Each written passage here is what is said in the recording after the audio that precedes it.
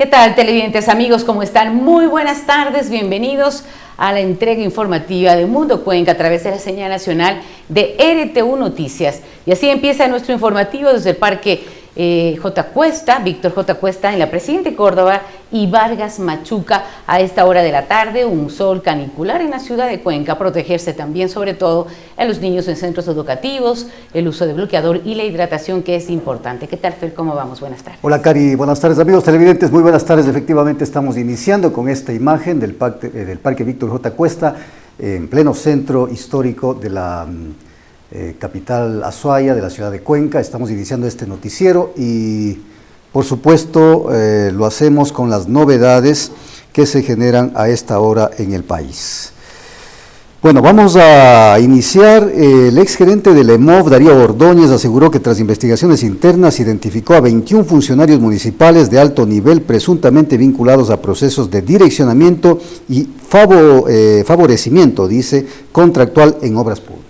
Así es, justamente Darío Ordóñez habría indicado que especialmente en contratos superiores al $1.000.000. Indicó además que la información ya fue entregada a la Fiscalía General del Estado y exhortó al alcalde a disponer, dice el exfuncionario también municipal, a disponer la entrega de documentación pertinente y la realización de una auditoría externa para esclarecer estos hechos y denuncias. Le tengo a Cuenca una noticia que en verdad va a causar decepción y frustración respecto del uso y abuso de un correo institucional que, bueno, llegó a ser privado en realidad, y luego de las investigaciones pertinentes hemos encontrado, señores periodistas, que en la corporación municipal, incluidas todas sus empresas públicas, se ha detectado, escúchese bien, 21 funcionarios municipales que han sido debidamente identificados para el direccionamiento y favorecimiento contractual. Todo esto ya tiene conocimiento la Fiscalía General del Estado. Ellos, estos 21 funcionarios, operaban y operan con ciertos personajes externos de la corporación municipal. Obviamente, por el tema de fiscalía, nosotros tenemos la debida información, quiénes son, dónde trabajan, pero todos los 21 funcionarios son del jerárquico superior. Esto es, son gerentes, subgerentes, son miembros que tienen nombramientos de alto nivel. Estos temas de direccionamiento y favorecimiento contractual se dan especialmente en los contratos de más allá de $1.000.000. Esto es en licitaciones internacionales, en construcción de parques, en obras que la Corporación Municipal ha venido ejecutando. Mucho ojo, Fiscalía General del Estado deberá profundizar esta información que ha sido entregado en su oportunidad. Él debería disponer a todos sus funcionarios del jerárquico superior entreguen a Fiscalía General del Estado todos los temas relacionados y la documentación pertinente de cada uno de los contratos públicos a partir de la posesión de su cargo. Y también otra cosa importante, que se autorice una auditoría externa para que todos los contratos públicos sean debidamente auditados. Vamos a otros temas. La Casa de Nariño se pronunció tras la polémica generada por un video que publicó el presidente Gustavo Petro en su cuenta de X y que posteriormente fue eliminado, luego de que se advirtiera que el contenido no correspondía a la realidad. Así es, y el comunicado cita que a través de esta información el jefe de comunicaciones de la presidencia, Andrés Hernández, aclaró que la cuenta del mandatario es de carácter estrictamente personal y no un canal oficial del gobierno de Colombia. Las publicaciones efectuadas desde la cuenta @PetroGustavo corresponden a una cuenta de carácter personal, señala este documento en el que se precisa que el manejo del contenido es exclusivo del jefe de Estado por algunas decisiones que habría tomado, indicaciones también y mensajes que lo realiza en la cuenta de X y que pueden comprometer al gobierno. Han señalado que se trataría de la cuenta personal del presidente Petro. Tenemos más información también para ustedes a esta hora. Les contamos que la ministra de Comercio, Industrias y Turismo de Colombia, Diana Morales, explicó cómo el país vecino responderá frente al arancel del impuesto por Ecuador. No subirán, dice, los impuestos a productos que el país necesita o no produce para evitar escasez. Pero sí aumentarán los aranceles a los productos que Colombia ya produce, con tarifas que van desde el 30%, 50% y el 75%, para proteger a los productores nacionales, afirmó la funcionaria. Frente a las medidas de respuesta al arancel impuesto o a la tasa de seguridad, como lo llama el gobierno de Ecuador, el gobierno colombiano, de acuerdo a su instrucción, señor presidente, y a través de la metodología CUODE, ha decidido proteger, por supuesto, la producción nacional sin desabastecer. Eso significa que hemos identificado a través de esta metodología algunos bienes que representan insumos para la producción nacional o que no tienen producción interna, para lo cual se ha decidido mantener en arancel cero las importaciones por parte de Ecuador. Sin embargo, teniendo en cuenta esta misma metodología, los productos que tienen suficiente producción nacional, que son sensibles y que podemos suplirlo internamente, se le ha puesto unas tasas diferenciadas. Unas del 30%, otras del 50% y otras del 75%, de acuerdo al grado de producción y de abastecimiento que se tiene internamente. Y con esta información a nivel internacional vamos a una pausa publicitaria, pero nos vamos siempre con imágenes que nos inspiran y nos recuerdan el Cuenca de antaño. Miren esa fotografía tan sui generis, digo yo, entendemos que es un grupo musical, una familia reunida, los niños vestidos con los trajes de la época. Es un paseo junto al río con guitarras y violín. Una fotografía de 1951. Esto es aproximadamente. Aproximadamente, sí, es una foto de Luis Chauvin Erdoiza, parte del archivo histórico de nuestra ciudad y de la riqueza histórica que tiene la ciudad de Cuenca. Con eso vamos a una pausa y al volver estaremos dialogando con André Villa, constitucionalista, a propósito de esta situación entre el presidente de Colombia y el presidente de Ecuador. Ya volvemos.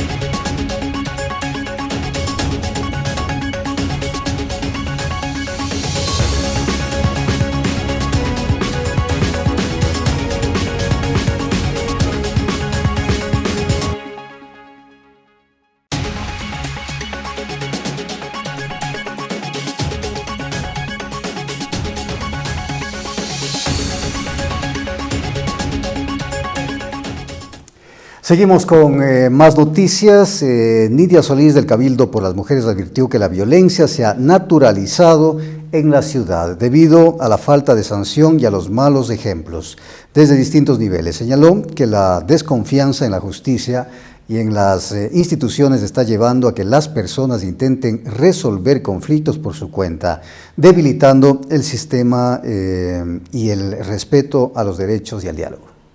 Las relaciones están realmente rotas, ¿no? Es más, la concepción de las sociedades de que las cosas pueden resolverse a través de la violencia, a través de la agresión, a través de un disciplinamiento, y esos malos ejemplos vienen desde las autoridades, desde los distintos sectores que no sancionan, que no cuestionan, desde la sociedad en general, que va viendo pasar los acontecimientos y no se inmuta, que no reacciona, que puede ver en la calle una agresión y no responde.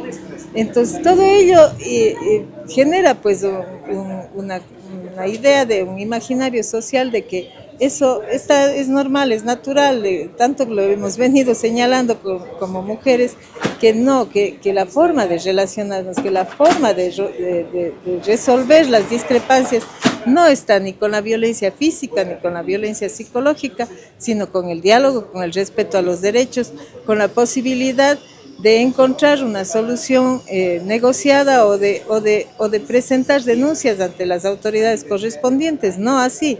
Pero es también la falla de la justicia y de las entidades que son responsables en el ámbito educativo o en los distintos ámbitos, en el ámbito laboral. Es tanta la falla que la gente decide por último tomar por mano propia la justicia y creen que eso es justicia, y eso no es. Eso es un irrespeto flagrante a los derechos, en este caso, de esta docente. Hay una desconfianza tal del sistema del Estado, ¿no? que realmente la gente ya no acude a las instituciones. Por ejemplo, acudir al sistema judicial a presentar una denuncia, primero es un desgaste psicológico, económico, es un proceso largo, a lo mejor que puede durar años, y a lo mejor no se resuelve y no hacen justicia. Entonces se van desacreditando inclusive las instituciones estatales llamadas al control, llamadas a ejercer justicia, llamadas a ejercer reparación de derechos.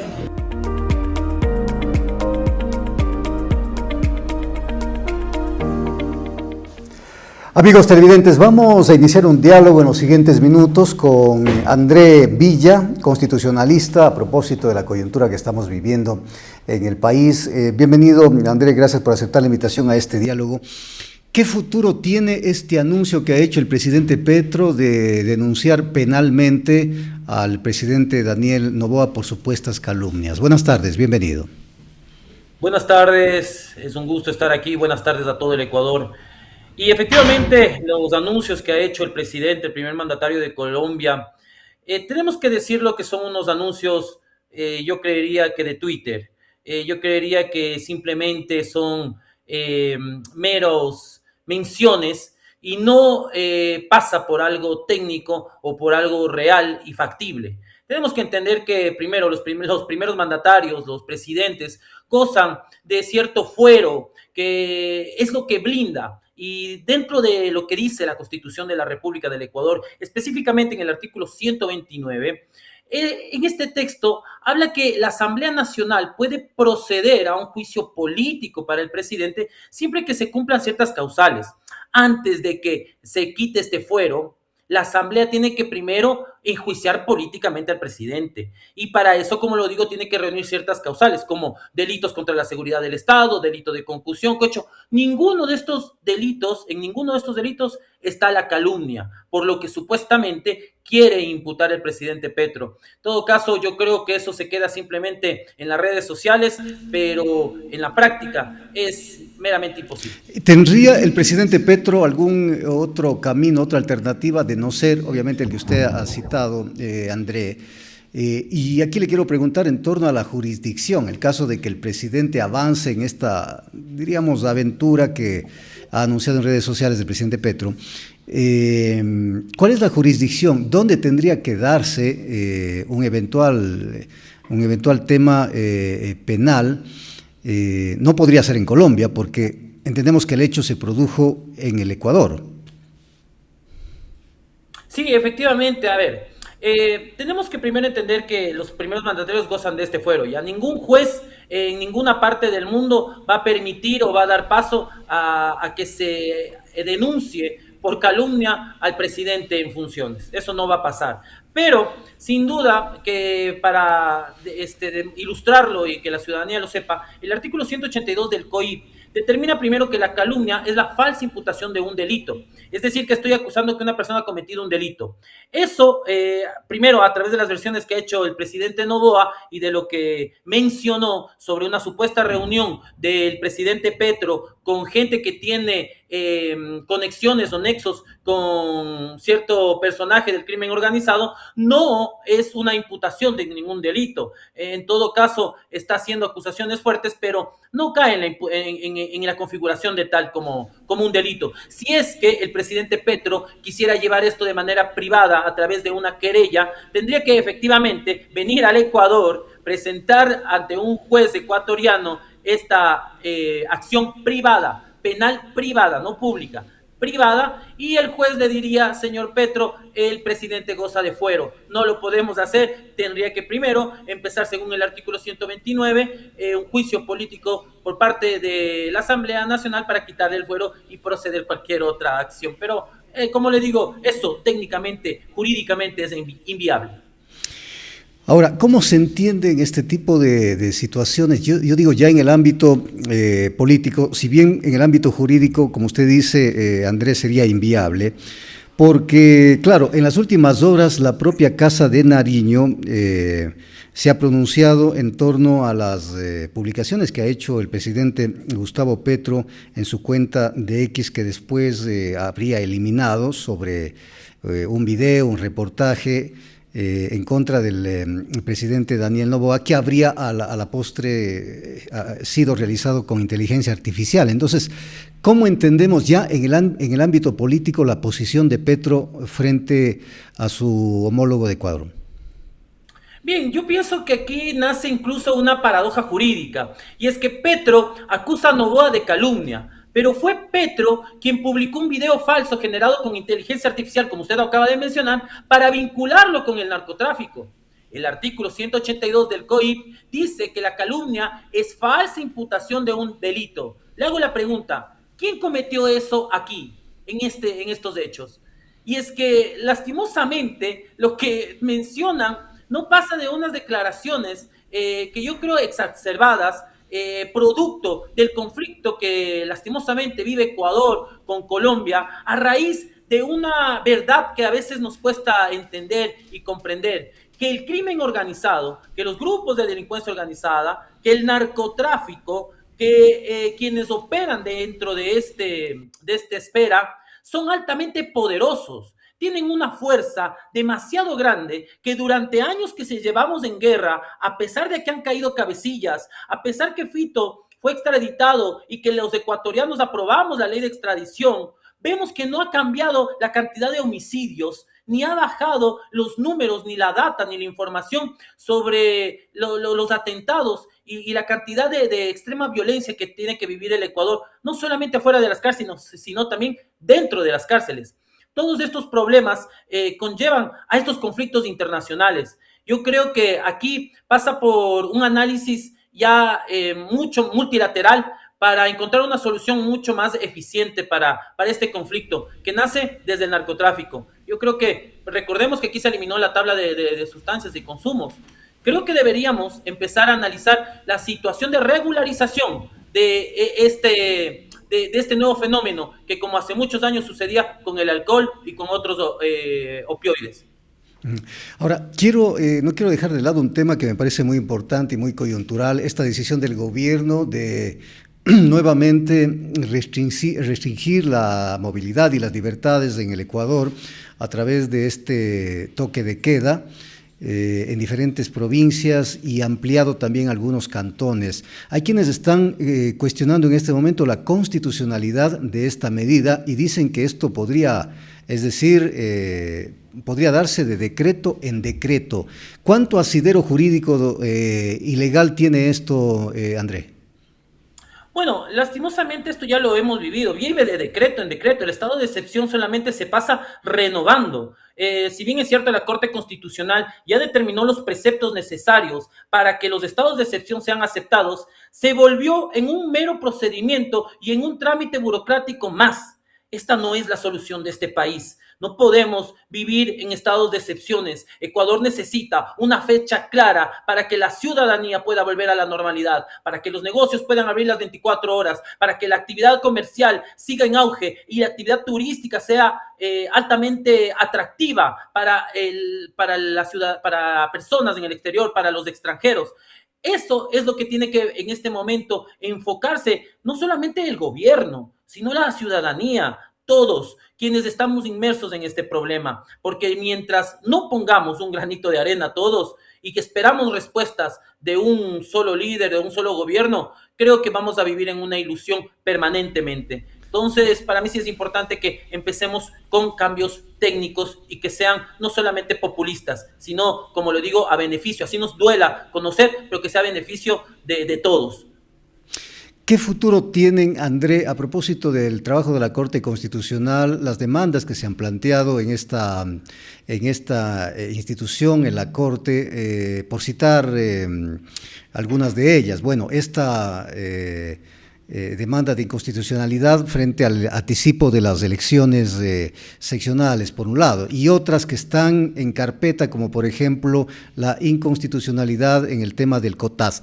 ¿Qué futuro tienen?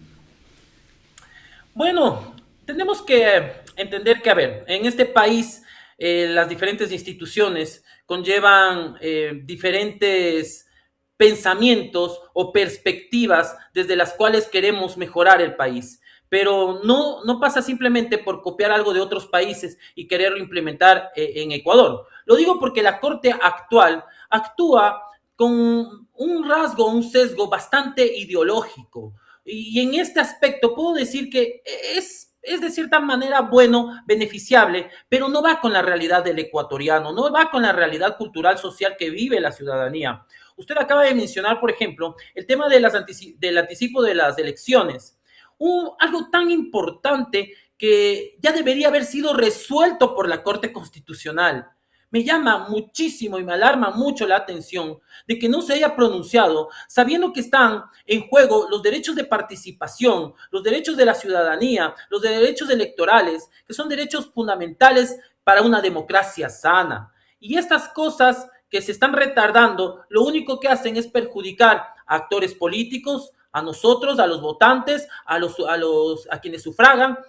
Todas las personas se ven afectadas, incluso las instituciones, por no tener una regla jurídica clara. Y bien es cierto, la autoridad máxima es el Consejo Nacional Electoral, quien puede modificar el calendario, pero no anticipar elecciones. El margen de tiempo es mucho más alto. Si la Corte Constitucional no se pronuncia, el día de mañana van a decir que adelantan elecciones porque estalló el volcán, porque vino una sequía, porque hubo un terremoto y porque les da la gana. Y esto no puede pasar en el país porque vulnera la seguridad jurídica. Es por eso que la Corte Constitucional tiene la obligación de poner una medida cautelar urgente, suspender hasta resolver. Bueno, ya para ir cerrando este diálogo, André, en las últimas horas la Corte Constitucional ha dado paso ya a la propuesta del presidente de la República para que las autoridades de control se designen a través de la Asamblea Nacional y no a través del Consejo de Participación Ciudadana y Control Social. ¿Qué podría pasar en los próximos días si es que, por ejemplo, el Consejo de Participación Ciudadana no viabiliza los concursos pendientes, como por ejemplo de fiscal? ¿Esto lo podría retomar ya la Asamblea Nacional?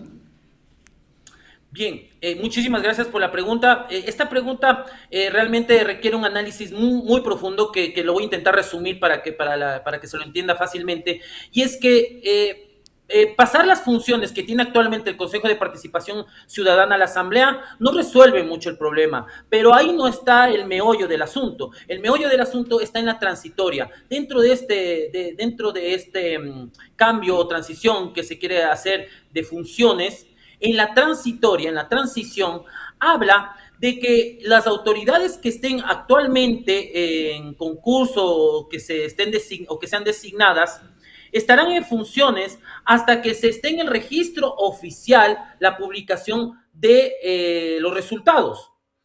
Es decir, ellos, el Consejo Nacional Electoral, el concurso que lleva a cabo, tiene que resolverlo hasta que se proclamen las elecciones, hasta que se den los resultados. Poniendo que se adelantan las elecciones sería en el mes de noviembre.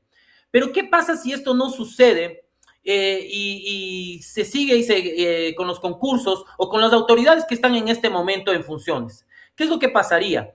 ¿Qué dice? Que para que se entren en funciones las nuevas autoridades, la Asamblea Nacional tiene que crear un reglamento, tiene que crear la ley para hacer el proceso de designación.